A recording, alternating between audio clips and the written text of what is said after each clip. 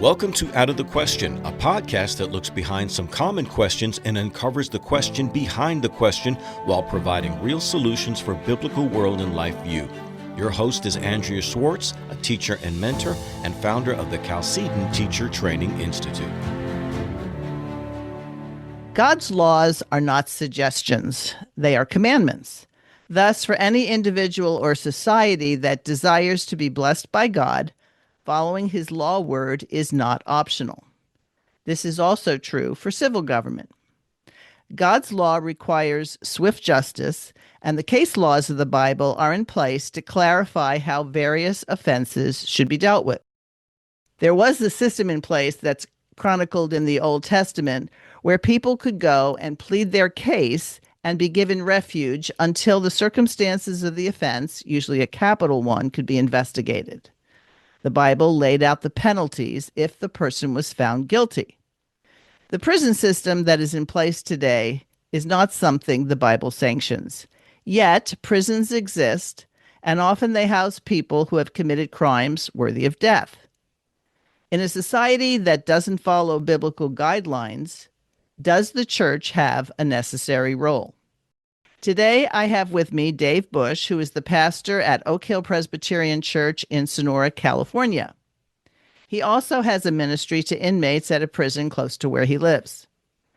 I interviewed him back in 2012 regarding his work as a volunteer chaplain for the Sheriff's Department, where his responsibilities included being at accidents or crime scenes and notifying family members of injuries or death.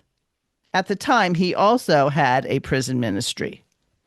Well, I ran into him this weekend at a wedding of a mutual friend. We got to talking about his continuing work in the prisons, and I asked him if he would consider talking about the scope of his work and give us an inside look. Well, he said yes, and that's why he's here today. So thank you, Dave, for joining me. Andrea, it is so good to be with you. Delight seeing you at the wedding, and to be here is just really a deep honor. If prisons are not a part of God's plan for society, does it seem ironic that as a minister of the gospel, you interact with prisoners? Well, I would say probably not ironic, but it's what we have, and we're dealing with this situation as it is. I hesitated going into the prison ministry initially. I was requested by a prisoner who wanted a prison ministry there in Jamestown. And I threw the letter in the trash bag just because I had no interest. I did not desire to go there in any way, feared it in a lot of ways. And then he wrote me a second letter and said he wanted a reformed work there in the prison. So I actually called our minister in Modesto and asked if he would consider coming up and doing this, because this just was, absolutely something I did not want to do. But he did not want to do it. So little by little, we just kind of went through the steps to get in and saw something there that was just really dynamic. But as far as the irony, I can say without any hesitation what you are arguing, a prison system is unbiblical. We see examples in other nations that had a prison system, but I find that the tender mercies of the wicked are cruel.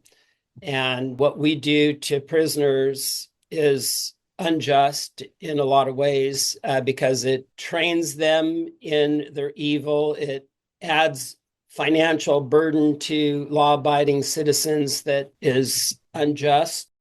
God's law would be far more just to remove evil from a society. So I see a lot of bad things in the prison ministry where there is a kind of like a breeding ground for people becoming better criminals because they're learning how to commit crimes in a way that they can defeat, law enforcement and so forth. That's what I meant about the irony of it. Your reluctance, was it just based on, I don't want to add another thing to my schedule, or did it have to do with this conflict of the Bible says no to this? Like, would people go into a brothel and decide that they would evangelize in a brothel? Right. So Two things that I would say there. I think there is biblical justification for being in the prison system and ministering there. Jesus in Matthew 25 is talking about the criteria that is going to be asked of those on that day, where I was naked and you did not clothe me. I was hungry, you didn't feed me. I was sick and in prison and you didn't come and visit me, right? So you have that. You have Paul as an example in prison and ministering to the Praetorian Guard and so forth. So I think evangelism can take place in a prison system. My fear of going in was more of just a personal fear. Quite frankly, I didn't know what I was getting into. Thought I'd get in there and there'd be a 300-pound man named Bubba who wanted to make me his girlfriend. And I wasn't interested in that at all. So I just had a vision of what it would be like in my mind, and getting there, reality and what was in my mind were just two radically different things. Okay, so let me ask you this. You got a letter from this guy. I take it you didn't know this guy. He just wrote you a letter? Correct. Okay, you threw it away. Obviously, the second letter now was like, well, I may want him to go away, but he's not going away. You tried to get another pastor to do it. Can you kind of recount how God let you know, Dave, you are not off the hook on this? Yeah, because he wanted specifically a reformed work there, and I knew there was no other reformed work in the area. Modesto would have been the closest. So in light of this other pastor not doing that, I decided I would start with just testing the waters, seeing if I could get cleared and go in and meet these people and just see what it was like. And just, again, very unsure and nervous and lack of confidence and what this was going to look like. So really just kind of stepping out in faith and just, let's just see, kind of like, is God going to shut the door on this, or is this going to be something that we end up getting involved in? And we had actually had a prison ministry. When I came to this church, there was a gentleman who was running a ministry and had an associate with him, another gentleman at the church. And the two of them would go down. And when one moved out of the area, and then the other one went down to Southern California for school, and they really wanted me to take over the prison ministry. And I just said, I do not want this. Interesting. My experience on things that are presented to me, and my first reaction is no, and it keeps coming back. After a while, you have to know that God is the one who keeps bugging you on this. And the way I describe it to people, there's this feeling in my gut. It's like, until I say yes, that feeling doesn't go away. So was that something you experienced, that I keep trying to hide from this? You were having a Jonah moment and you're supposed to go do this. Yeah, very much so. Yeah, I felt I knew there was a need there. They wanted Reformed theology.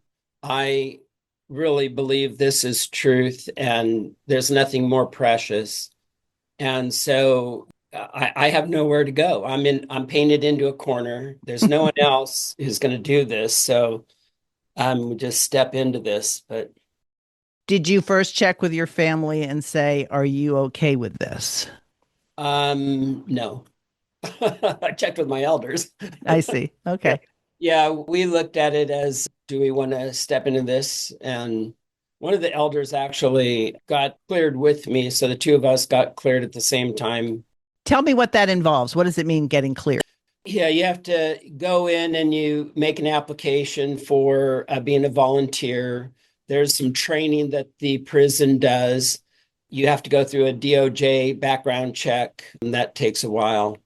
And then after you go through the test, did you pay attention to the training and get your clearance from the DOJ? They'll issue what they call a brown card, a volunteer card, to get into the prison. So when you applied, did you say, I want this kind of person? Or By going in as a volunteer, they announced that this pastor's going to be there. Come if you want to hear him. How do you actually get an audience in the prison? They assigned a slot. You could choose slots that were available for a ministry. So we got a slot on Sunday, a 2-hour slot. And then after a while, the men really wanted a midweek study.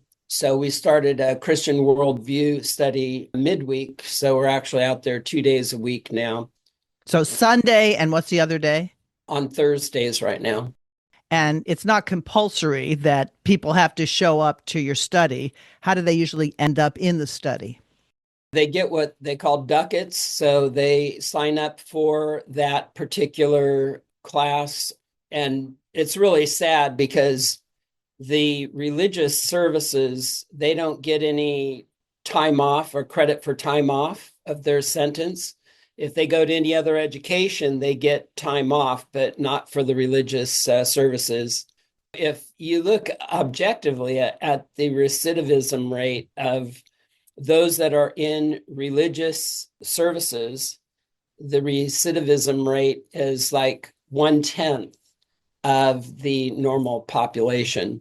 So, what would be some of the other classes or meetings that they could go to that would get time off from their sentence? They could go to AA classes, NA classes, just different psychology. They'll have different classes that will help them from a secular view. Different organizations come in and offer things. Getting a degree through self-study or correspondence courses, things like that. Anything they do to try to educate themselves according to the prison system that they believe would help to rehabilitate them. So it's actually kind of interesting. You're not going to get people who are just checking a box and I'll sit here for however long. If they're not going to get their sentences reduced, then I think it's a fair bet to say the people who show up want to be there. Yes, for the most part. You get some that don't, but the dynamic that I think was most arresting to me, you go in there and I preach every Sunday here, and you preach the word, and I leave the pulpit like I'm tired. I have labored in the word, and I go out there and I'm tired, but there's such a hunger for God's word because you don't have to convince these people on the level you do for those who've never committed crimes or been incarcerated, that they are guilty. They know that they are sinners. They're in prison for a reason. It's not a hard sell to teach them in the courts of God they're guilty. So they are really hungering to hear the doctrines of grace. And they're like little chicks that just want to be fed, mouths open. They'll take the word or what they've heard that day, and they'll go to their cells and they'll read books, and they've got all week to think about things, and they'll come back with some really good questions.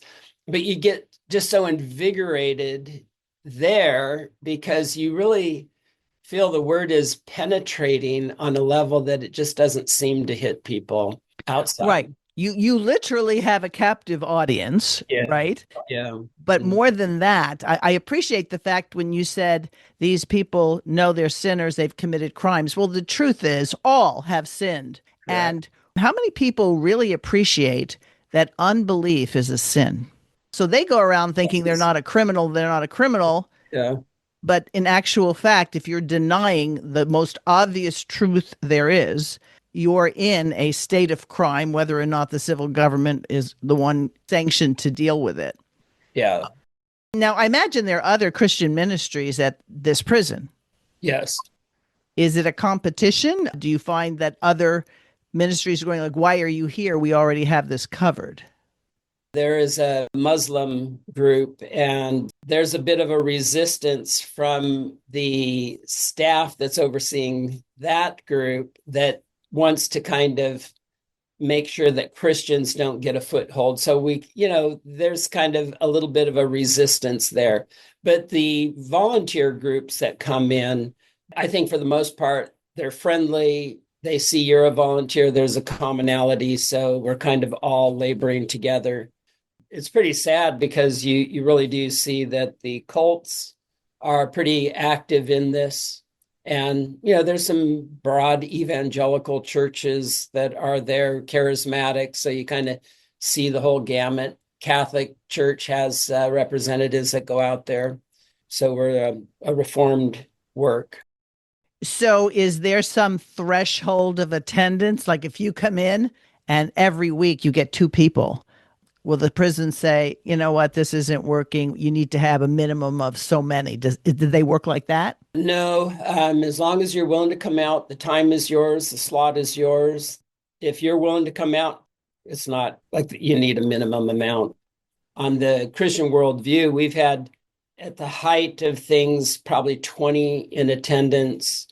Right now, it's very low because we got a different time slot that was originally requested, and then the number of guys got involved in jobs and things, and some people have gotten released. So yeah, well, yesterday we had 3 people, and yeah, it gets a little bit discouraging for me driving out there, and you get 2 or 3 people that will show up, and they all talk, oh, I want to be here, I'll be here Thursday, I'll be here, and then they're not there. And football comes on or baseball, and sometimes that tends to be a distraction for a number of them. Do you stay in touch with people that have been in your class who are released? Yes, some. One gentleman, he got out and was ordained as a deacon and continues to serve in that function. He got married and is a vital part of Christian ministry ever since. The guy who called me out to the Jamestown wanted the service, the guy first writing, he ended up getting out, and he was a man who was a lifer, and he ended up at 3 strikes. And by God's grace, he had just shown himself to be such an exemplary character that the whole prison staff actually fought on his behalf to let him out. And he ended up attending Joel Beakey's church and got a job, became management in a job, and really just super neat to see people's lives are truly given over to Christ. His whole admission when he was there is if he had known Christ, he would not be doing the things that he was doing and would never have been there in the first place. The restraint against sin that prevents that, boy, as we move further and further away from Christianity in our culture and we start seeing the increase of crime, it's a direct cause and effect. So much of the biblical sanctions, when stonings would take place, obviously the person who was stoned to death could not repeat the offense because he wasn't alive. But the Bible always gives that actual additional to purge the evil from among you. So if the capital offenses, for example, that the Bible says should be met with execution, if that was followed, there might be a lot, like you said that this man said, he probably wouldn't have done some of the things he had done because not only would the culture be such that wouldn't sanction it and go, yeah, that's great, but he may well have witnessed things like that. So is your Jamestown prison a maximum, a minimum security prison? I know there are different levels of prisons. Yeah, they have all the levels out there except for the lowest level. And we're on the sensitive needs yard, which would be gang members that want to get out of a gang and are over there or have committed the kinds of crimes that would make them a target in certain yards because of, the prison system has its own standard of ethics, commit certain kinds of crimes and you don't deserve to live. And those would be like the sexual crimes. Yeah, particularly those crimes on youth. On your last question, an illustration. Okay. 2 things, I guess. The stoning, for instance, I used to wonder if stoning was required as the means of execution or would say a guillotine and a quick death serve the purpose. But I do think that there's some wisdom in the public, slow, miserable stoning event that people who see that would say, there's no way I would want to die that way. And there's some real wisdom there. People in general, and even trying to deal with sins on a secular level, trying to be merciful to the sinner. The Bible also says you shall not show mercy in these kinds of cases because you end up perverting justice by showing mercy to those who deserve to die. And then crimes happen to society, whether repeat offenders or just the looseness, crime propagates. And so the story I wanted to share with you was I was bringing this out in one of my sermons, and one of the prisoners came up to me afterwards and said, Dave, if what you're saying is true, do you know that half of the people in this room would be dead? And I said, yes, we'll call him Fred. Yes, Fred, that is probably true. And before I could start to say there would have been a deterrent that may have helped prevent a lot of this, he said, no. He says, I agree with you, Pastor Dave. He says, we get away with murder in here. That was his response. And I was like, wow, that's true. And it's the sort of thing where when you were quoting Jesus saying, when I was in prison, I think people like to have the idea of the person who was unjustly prisoned, like Paul and Peter and John, they were professing their faith and they got thrown in prison. But that's not the people you see on a regular basis. Is part of, as you get to know the people who come to your meetings, do you want to find out why they're there? Do they want to tell you why they're there? The prison in the training recommends that you don't ask what the crimes were. Okay. That you just come and you minister. Some guys will share. There's a lot of them that just are going to continue to say, we're innocent. Okay. And they're fighting it and they're going through the courts and appealing their cases and that sort of stuff. But there are some who just, I'm here because of XYZ, and they'll share that information. The other thing about Paul's ministry, he's ministering to the Praetorian Guard, right? The Philippian jailer, the staff there. And I think one of the really rich tie-ins is 1 Timothy 2, the famous God desires all men to be saved. In the context there, he's saying to pray for all kinds of men, right? Kings and those who are in high places, so that we may lead a tranquil life. Well, he's writing to Timothy from prison, having that impact on the Praetorian Guard, getting inroads into Caesar's household. And now Caesar bows the knee to the King of Kings and the Lord of Lords, the kind of persecutions that Christians are undergoing now. We could live a quiet, peaceful life if our civil magistrates were actually submitted to King Jesus. And it's that prison ministry that is an inroad for him on that. I think that's just really neat. It's true. Years ago, I had a medical event, and people, when they hear about it, I'm so sorry that happened to you. And I'm like, well, I'm not. Had I not been in the hospital, look at all the people I would not have encountered. So God has a purpose where he places you. And of course, we all want nice outcomes. How many people come back and actually minister in prisons after they're released, or does the system discourage that? You have to go through a process.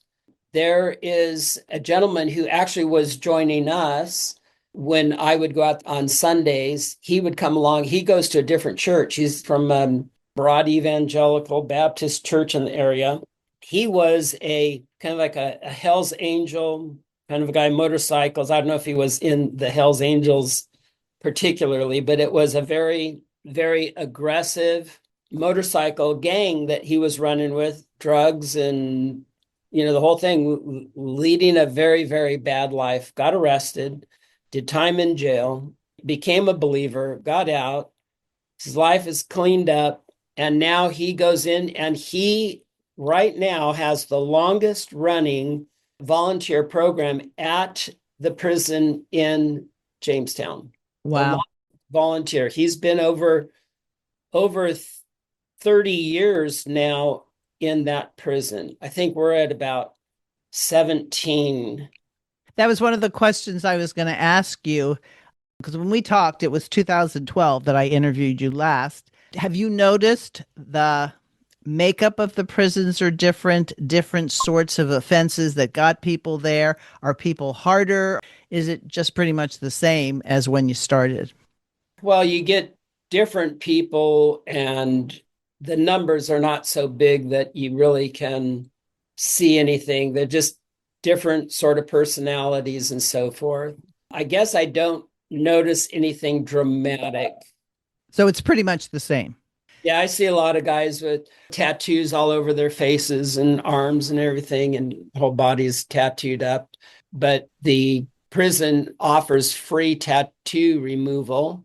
Oh, And really? yeah, they come out once a week or once every 2 weeks. They come out and they will offer, you can sign up for slots and they'll do tattoo removal. And there are a number of the guys in our group that are going back through that face tattoo removal. Very, very painful. I'm glad you brought this up. A number of months ago, I did a podcast on tattoos. What's the reason that the prison offers it for free? Do these tattoos usually signify a loyalty or a participation in something? We're on the sensitive needs yard. So a lot of these guys are people who are coming out of the gangs. And so if they have particular gang insignia on them, it marks them out as part of that gang that they don't want to be a part of anymore. So you have that group that is doing that. The men in our group are really saying that I don't believe tattooing my face honors God. I want a body that reflects the cleansing that God has done in my life. And I want my body to reflect that. That kind of thinking is what's going on in the men in our group. And I wonder, I mean, when we did the podcast, that a lot of young women are getting themselves tattooed. And aside from the fact that whatever seems like a good idea when you're 18 may not seem like a good idea when you're 40, it's like being marked. And I wonder how much of that, quite frankly, has demonic connotations that like you're now being identified with something. So it's interesting to hear that these men want to change the identification. Yeah, very much so.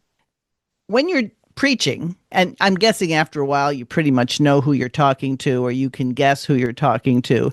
Do you ever feel the temptation to hold back because this is going to be a hard thing for some of these people to hear? Gosh, that's such a great question. I preach at our church, and then I will do the same sermons out there, although sometimes the program's called off, yards shut down or something. So I'm behind a few weeks. So they'll get something that is a few weeks old.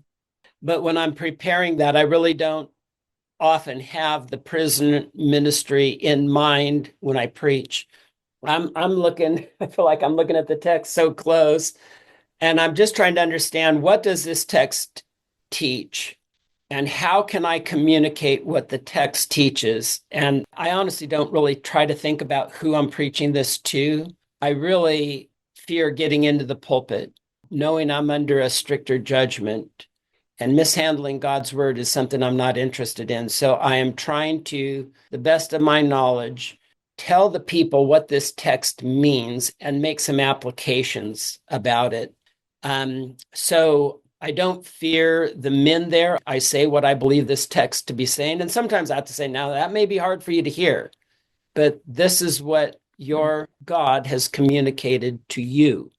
So there are some times about that, but I will say this as well, Andrea, that I feel there's such a better unction out at the prison than I have even in my own pulpit here. No, that was actually going to be my next question. It sounds like, for a variety of reasons, these people recognize their need. They may feel like, I don't think I could go any lower than I've already come because look where I am. Look what my future is. Yeah. And so I think that answers my initial question. God has people in various places. They didn't fall off his calendar. They're where he wants them to be. Yeah.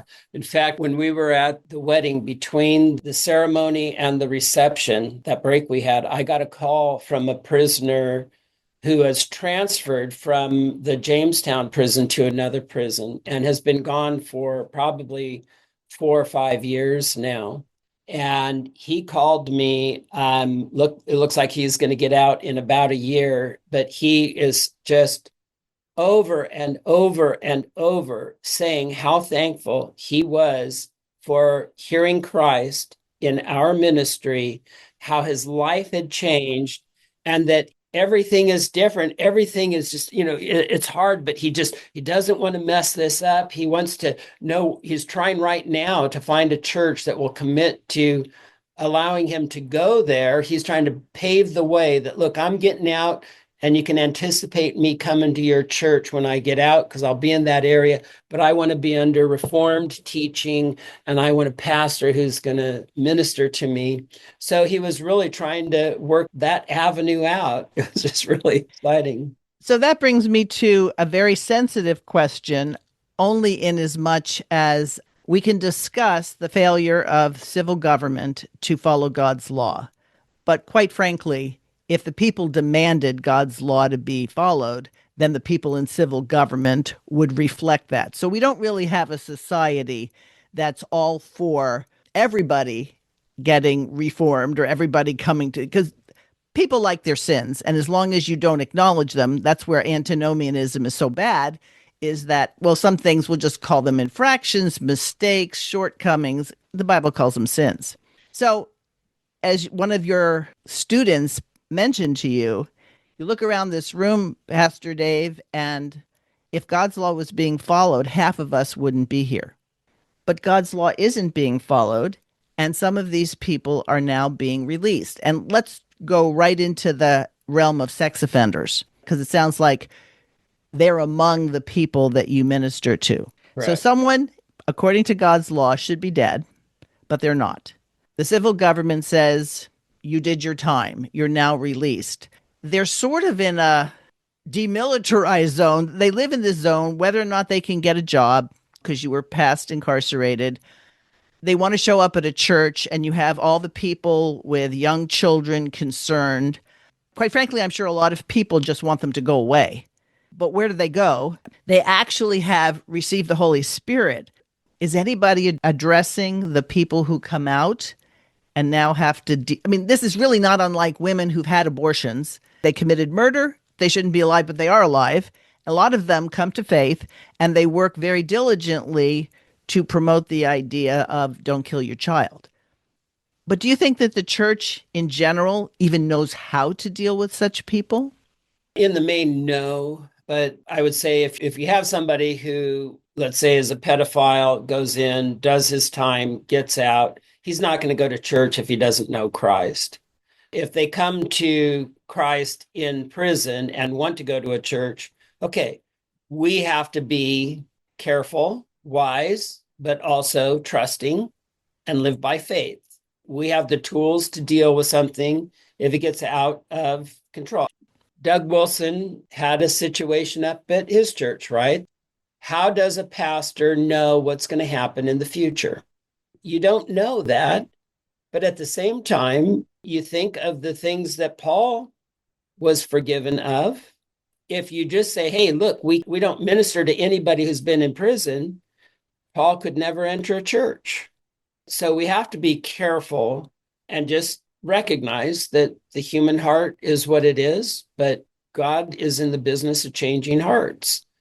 I wish we were more consistent. I pray for that. I'm training men in this body and I guess women through the general preaching of the word and so forth. But our men's study, we've worked through theonomy and Christian ethics and apologetics, and we've gone through institutes and so forth. And we're working through eschatology right now. And some exciting things about victory and the kingship of Christ and consistency in the law. And, it takes a little bit of an investment, but these guys are getting it. I mean, they're coming on board and it's so exciting.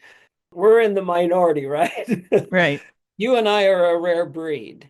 But once you mine this vein of gold, it's hard to get off that vein, right? And go find some common dirt to sift through.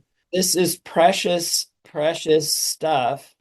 We had a really rich discussion last night, but God's law is our only safe ground. Till our state becomes more consistent with that, we will continue to have the kinds of difficulties that both church and state have to deal with because we're not dealing with crime and punishment the way God has ordained it to be. Right. The one thing that I'm pretty sure some people might question what you said is that there are plenty of people who are quote unquote discipled into general evangelicalism. Mhm. And if they have not truly repented and turned from things, big churches are a great place to go if you still want to proceed the way you did before. And so I don't think those churches have a real way to address it if they haven't established God's law as the precedent. So for someone who should be dead, but because of how things are today is not dead, there should be a basic humility that says, I understand why people don't want to be around me. I get that.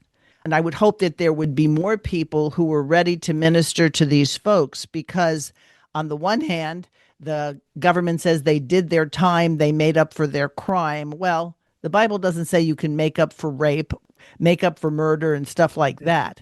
So Yeah. we're in an interesting time. But like you said, if you don't go back to God's law, literally, you don't have a prayer as to how to resolve this.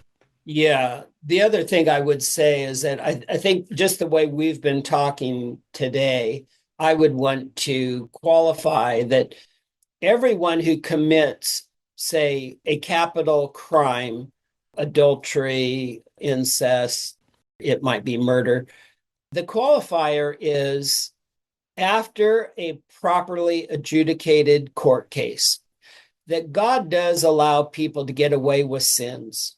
David murdered, Paul murdered. They were not held responsible because there was not a properly adjudicated court case. So I think that is a right. And I think that, Rush and Bonson and others have been very good on this, is recognizing that the extreme cases are going to be the ones that will be the deterrent. There may be people that get away with things that are worthy of death, but just a few extreme cases of subversive kind of activity are really going to be the only ones you would ever have to go full course, right? Yeah. So we're all worthy of God's judgment. Every one of us is a sinner, as you had said at the beginning of this. But even on these kinds of cases, there are plenty of people who are worthy of capital punishment that by God's grace can evade that because he doesn't have the two witnesses that are willing to bring it to a court case. A couple of times that I have been in a jury pool, things that have been promoted like, well, are you willing to take the testimony of the police officer because the victim doesn't want to testify? And I had to say, no, I'm sorry. This guy, I don't know what he did or if he did it or not, but he's entitled to be confronted by the person who's accusing him. And 2 times I was excused from the jury because the judge didn't like that. So not everybody who is in prison is necessarily guilty in terms of God's law, and that God's requirements have been met. The whole idea of plea bargaining. I don't see plea bargaining in scripture. Do you? No, no. You have witnesses that are so convinced that you've committed the crime and are willing to go to trial, knowing that if they can't make the case, then they would suffer the punishment that would have fallen upon the one they were accusing. That's going to be a deterrent for all of these frivolous lawsuits. There's some wisdom in that. So then the amount of courts that you need to have, the amount of cases that are tried are going to be much less.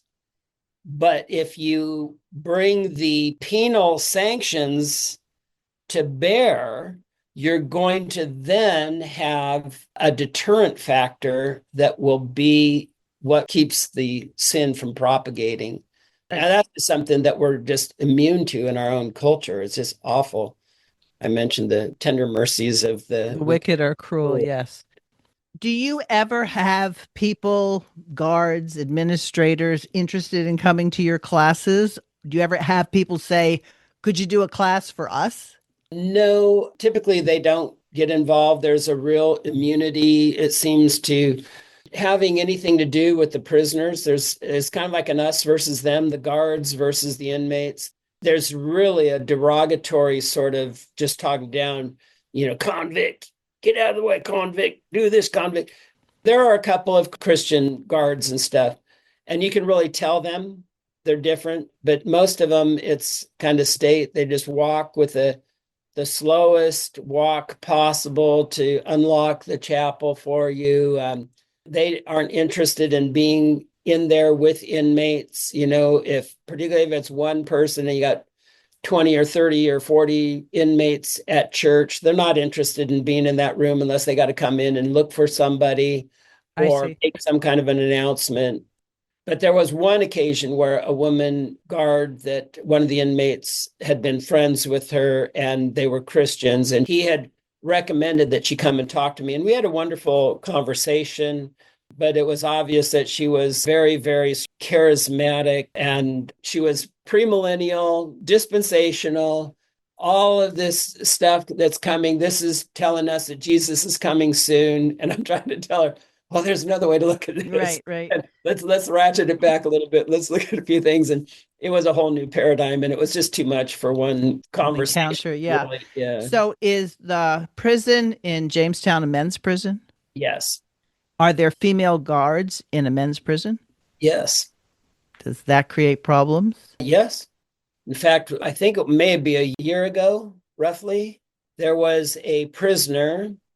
There's like a laser system apparently that will lock the doors. And somehow if you put like a deck of cards, they could prevent their door from being locked. And a prisoner kept his cell, got it to where it wouldn't lock, got out, knew the shift change, knocked on a lower door that they would allow the guard to go in, knocked with a particular knock, walked up, locked the lower door, went up into a room, raped this woman, repeatedly beat her. She was the girlfriend of another guard. And this was a huge thing. They had the whole prison shut down for weeks after this. But she was up there for well over 3 hours with this inmate and completely unable to defend herself. She had a gun, but was unable to even use the gun because of overwhelming force. Total folly. This is the example of you go down the road of doing a solution other than God said. I have a friend whose wife is a nurse, and she's at a prison in the Merced area, I think, Modesto. And they were dealing with the issues of transgender inmates and the risk women are being put into. So there's a real reason to have empathy for people who end up in the prison system for whatever infractions. And like you mentioned, the 3 strikes rule. The 3 strikes rule isn't a biblical paradigm. So we just have to basically say, respond to God's call. And you did. So there are people who'll hear this and say, I would like to do something here. I don't think you would necessarily recommend that everybody who's moved by what you said should go into prison ministry necessarily. But I remember a couple of times, and we're talking like 30, 40 years ago, I started writing to prisoners. And I learned early on a woman should not be writing to a male prisoner. And after a while, there were requests being made. So it's not something you do to feel good about yourself. Would you say you really need to be called by God for this and know God's word yourself before you go in, rather than you can tell all your friends, oh, I write to a prisoner or I do prison ministry? Yeah, I would not recommend that anybody write to prisoners that they do not know unless they are willing to go through volunteer training, because the way prisoners think and their ability to scam and take advantage of little bits of information and how they can exploit people is something that we who love God and want to be obedient don't think in those ways. And we're vulnerable, and you have no idea where your blind spots are. The training was very, very good. You have got to watch out what you say, what you wear, what sort of things you will give as favors. They'll ask you a little favor. Once you give them a favor, then they know they can blackmail you because you broke prison rules, and now they start driving that. Give me one more favor. I knew a guard that got fired because he had brought in something, just something casual. I think it was a family picture that this guy had wanted or something, but he brought in something into the prison because this prisoner had been a friend with him. He thought he could trust him, and eventually it ended up coming out that this guard had brought things in for this prisoner, and he lost his job over that. We're told to be as shrewd as serpents and as innocent as doves, and don't assume that everybody in the administration of a prison system doesn't know what they're talking about. It sounds like you think that the volunteer training has a lot of merit if you're going to be effective and stay alive. Yes. How could people get in touch with you if they wanted to interact more on this subject? Yeah, email bush0961@gmail.com. So Bush 0961@gmail.com. Okay, very good. Well, it was providential that we ran into each other at this wedding. I was thinking that maybe I would see you, but I wasn't sure. Yeah, and I appreciate the fact that you took the time to spend with us today. Well, I absolutely love you, Andrea. It was so sweet to talk to you. So good to see you. Out of the Question podcast at gmail.com is how you reach us. And we look forward to talking with you next time. Thanks for listening to Out of the Question. For more information on this and other topics, please visit chalcedon.edu.